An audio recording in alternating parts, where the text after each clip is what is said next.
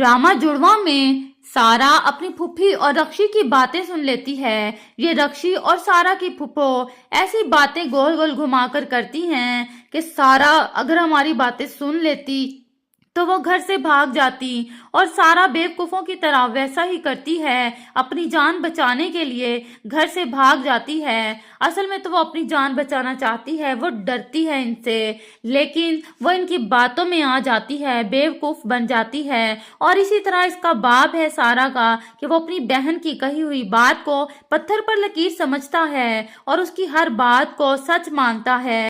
Even कि अपनी बेटी की बात को भी वो इतनी इम्पोर्टेंस नहीं देता।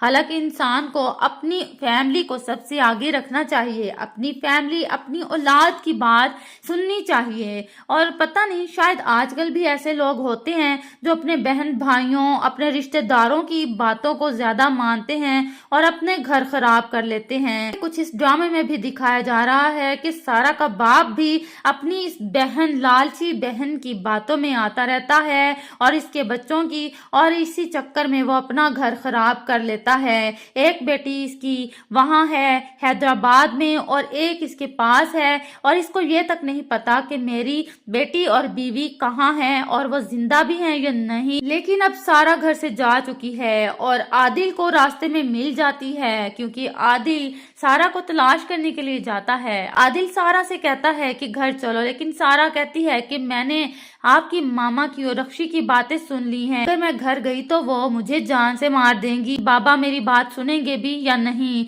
और मुझे पता है कि वो मेरी बात तो नहीं मानेंगे। आदिल भी ये सुनकर हैरान हो जाता है कि उसकी माँ ऐसा भी कर सकती है, तो फिर वो सारा का साथ देता है। सारा से पूछता है कि अगर घर नहीं जाना चाहती तो कहाँ जाना चाहती हो। सारा कहती है कि मैं हैदराबाद जाना चाहती हूँ, मुझे हैदराबाद छोड़ दो। आदिल कहता है कि ठीक है, मैं तुम्हें हैदराबाद छोड़ देता हूँ, लेकिन मेरे साथ राब्ते में रहना, मैं बुलाऊं तो वापस आ जाना। सारा कहती है कि ठीक है, और सारा को हैदराबाद की बस में बिठा देता है। अब ये आदिल घर जाता है, क्योंकि सारा के बाप की तबीयत खराब होती है, बीपी हाई हो जाता है और हॉस्पिटलाइज होता है।